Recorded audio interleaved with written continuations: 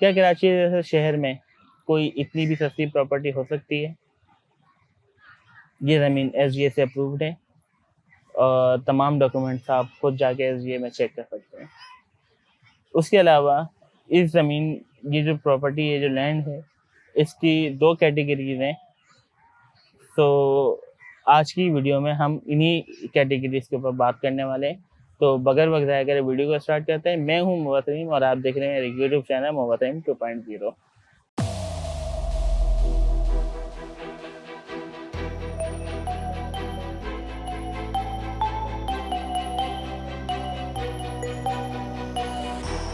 बिस्मिल्लाहिर्रहमानिर्रहीम। दोस्तों, मैं जैसे कि आप लोगों को पता है कि न्यू फातिमा ड्रीम सिटी के नाम से एक सोसाइटी लॉन्च हुई थी हाईवे के ऊपर कपल ऑफ मंथ पहले, यानी कि 6 महीने पहले ही कोई हुई थी। मैंने उसके ऊपर कोई डेडिकेटेडली कोई वीडियो नहीं बनाई थी, लेकिन चूँकि अभी आपको पता है कि पिछले कुछ दिनों से न्यू फातिमा ड्रीम सिटी जो है काफ़ी ज़्यादा वर्किंग में है और इसके पीछे 2-3 वजह हैं। मैं आप लोगों को बताता चलूँ। सबसे बड़ी वजह ये है कि पहले मैं आप लोगों को इसके हदूद ख्याल बताता हूँ। न्यू फातिमा ड्रीम सिटी में इस वक्त दो ही कैटेगरी हैं। एक जिना ब्लॉक और एक है ब्लॉक 1, फेज़ 1, फेज़ 2, फेज़ 4। ये मतलब अलग अलग फेजेस के नाम से मशहूर है, लेकिन जगह कैटेगरी में इसको 2 ही रखते हैं कि एक जिना ब्लॉक है, एक प्रीमियम है और एक सेकेंडरी, ठीक है, तो नॉन प्रीमियम है। तो ये 2 जगह हैं। अच्छा, मैं सबसे पहले जिना ब्लॉक के बारे में बताऊं आप लोगों को। तो जिना ब्लॉक का जो उस वक्त स्ट्रक्चर है वो ये कि उसका जो मैप है वो आ चुका है, रिलीज हो चुका है और उसके अलावा उसका डेवलपमेंट भी स्टार्ट हो गया। वहाँ पे मस्जिद वगैरह बन रही है, बिल्डर ऑफिस भी तामीर हो रहा है। तो उसकी जो डेवलपमेंट है वो काफ़ी स्पीड में हो रही है। अच्छा, मज़े की बात ये कि जिना ब्लॉक का जो मैप है जब लॉन्च हुआ था तो 3.5 लाख रुपए पे लॉन्च हुआ था प्लॉट, आपको भी पता है। और अभी जो उसकी कीमत चली, जो अभी ट्रेड हो रहा है, वो 5,25,000 से शुरू होकर 6 लाख, 6.5 लाख और 16 लाख रुपए तक पे चल रहा है कमर्शियल प्लॉट, सही है। तो जब ये जिना ब्लॉक लॉन्च हुआ था उस वक्त जब बैलेटिंग हुई थी, उसमें कमर्शियल रेजिडेंशियल कुछ भी मेंशन नहीं था। आपने सिर्फ लेना था मैप के अंदर जो भी ये कमर्शियल मेंशन हुआ कि यार ये कमर्शियल है, ये रेजिडेंशियल है।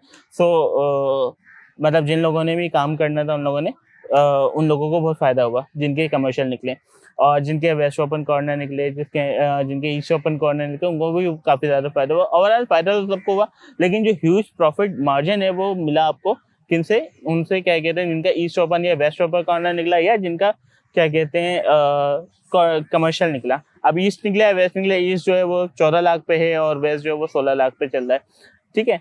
इसी के साथ अगर मैं आपसे बात करूँ न्यू फातिमा ड्रीम सिटी के दूसरे ब्लॉक के बारे में। अब दूसरे ब्लॉक की कहानी थोड़ी सी मुख्तसर है, लेकिन आपको बड़ा मज़ा आएगा उस कहानी के ऊपर। जब बेसिकली न्यू जो ये वाला दूसरा वाला ब्लॉक है, ये सबसे पहले लॉन्च हुआ था। मतलब जो हाईवे की प्रोजेक्ट जो लॉन्च हुआ, तो बेसिकली सबसे पहले जो चीज़ लॉन्च हुई थी वो थी फेज़ 1, फेज़ ब्लॉक 1, ठीक है, ये लॉन्च हुआ था। उसके बाद जिना ब्लॉक लॉन्च हुआ था। नॉर्मली लोगों को क्या लग रहा था? लोगों को लग रहा था जी ये जो है सबसे पहले डेवलप्ड होगा, और होना भी यही चाहिए था, ठीक है। और लेकिन जब जिना ब्लॉक लॉन्च हुआ तो क्योंकि वो प्रीमियम था, उसको वीआईपी कंसिडर किया गया, और वीआईपी जब कंसिडर किया जाता है किसी चीज़ को तो डेफिनेटली उसको प्रायोरिटी दी जाती है। तो जी, जिना ब्लॉक वालों को प्रायोरिटी दे दी गई। अब ब्लॉक 1 फेज़ 1 का क्या मुस्तकबिल है? देखिए, मैंने आपको शुरू में बताया था कि इस वीडियो में मैं 2 कैटेगरीज के ऊपर बात करूंगा। एक कैटेगरी मैंने आपको बता दी कि जिना ब्लॉक के बारे में बात हो गई।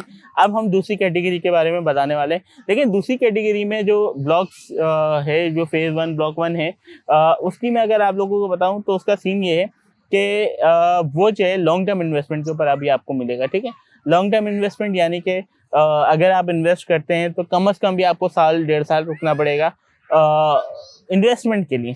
इन्वेस्टमेंट पॉइंट ऑफ व्यू से डेवलपमेंट की भी मैं बात ही नहीं कर रहा।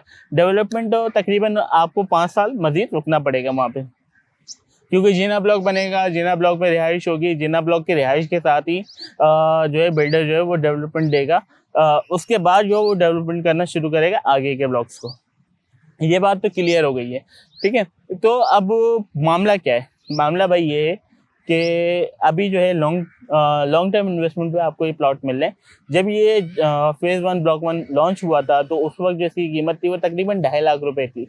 तो 2.5 लाख रुपए थी, अब इशू क्या है, इशू ये है कि अभी वीडियो बनाने के जो मकसद है वो ये है कि जी इसकी जो कीमत है वो काफ़ी ज़्यादा कम हो गई है।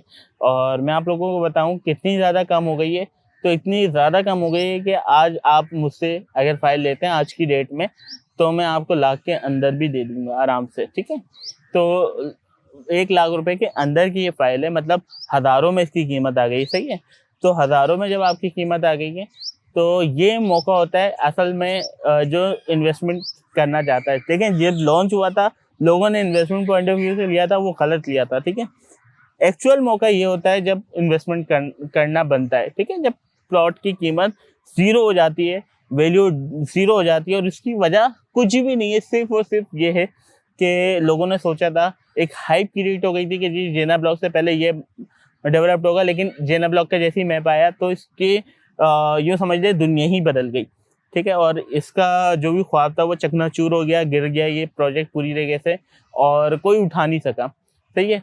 अब सीन क्या है कि सीन ये है कि जाहिर सी बात है, जब मार्केट में फाइल्स आएंगी, जब मार्केट में माल आना शुरू हो जाएगा और बेतहाशा आना शुरू हो जाएगा, तो उस वक्त आप फाइल के प्राइस को कंट्रोल नहीं कर सकते। कोई भी मार्केट हो, जब उसमें डिमांड और रिसीव का जो बैलेंस, चेक एंड बैलेंस है, वो अनमेच्योर हो जाता है, तो वो कलेप्स कर जाती है। मतलब कोई भी चीज़ हो, अगर कोई भी चीज़ ज़रूरत से ज़्यादा बनना शुरू हो जाए, तो उसकी मार्केट वैल्यू कभी भी क्या कहते हैं बैलेंस नहीं होगी, ठीक है।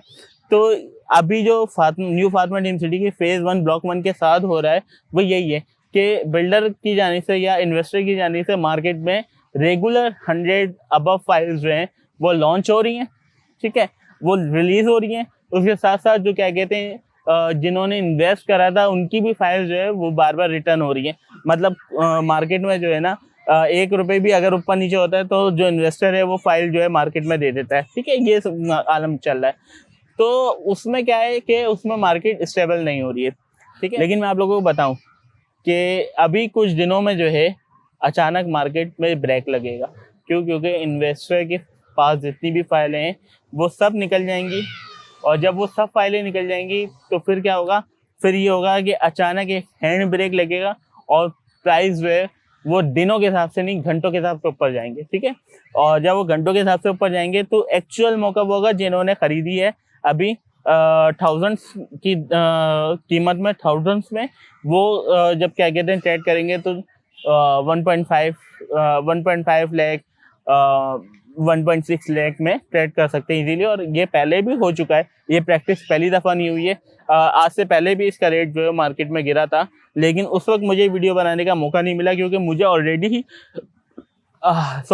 मुझे ऑलरेडी जो है क्या कहते हैं काफ़ी देर में पता चला था।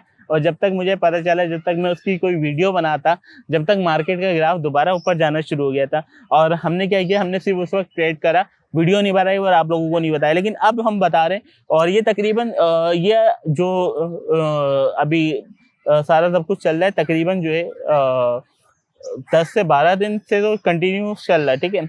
लेकिन अब ये रुकने वाला है, और जब ये रुकेगा तो मार्केट दोबारा स्टेबल हो जाएगी। और जब मार्केट स्टेबल होगी तो डेफिनेटली वो टाइम होगा, राइट टाइम होगा अपने एसेट्स को बेचने का। ये एक तरीके से लॉन्ग टर्म इन्वेस्टमेंट भी है, एक तरीके से शॉर्ट टर्म इन्वेस्टमेंट भी है, लेकिन इन्वेस्टर बड़ा जानकार होना चाहिए इस काम के लिए, ठीक है। इन्वेस्टर को पता होना चाहिए कि उसने करना क्या है। और बस ये अपडेट थी। बाकी अगर आप लोगों को किसी को भी हाईवे की कोई क्यूरी हो तो मुझसे रब्ता कर सकता है। इंशाल्लाह कोशिश करूंगा कि इन्वेस्टर प्राइस के ऊपर, डीलर प्राइस के ऊपर मैं आप लोगों को फायर्स अवेलेबल करवाऊँ, कैटर करवाऊँ। और मेरी पूरी कोशिश होती है कि आप लोगों के साथ जो मेरे दोस्त हैं, मेरे व्यूअर्स हैं, उनको मैं कोशिश करूं बेस्ट से बेस्ट डील दिलाने की। और मेरी हमेशा ही कोशिश रहती है कि कभी जो है किसी के साथ गलत ना होने दिया जाए, कभी किसी को जो है गलत बताई ना जाए जगह, और गलत मशवरा देने का मैं बिल्कुल कभी नहीं सोचता। तो गाइस अपना बहुत सारा ख्याल रखें। वीडियो पसंद आए तो लाइक करें, चैनल को अभी तक सब्सक्राइब नहीं करा है तो चैनल को सब्सक्राइब लाजमी कर लें, और बेल आइकन को भी प्रेस कर दीजिएगा। और मिलते हैं नेक्स्ट वीडियो में, तब तक के लिए अपना बहुत सारा ख्याल रखें। अल्लाह हाफिज़।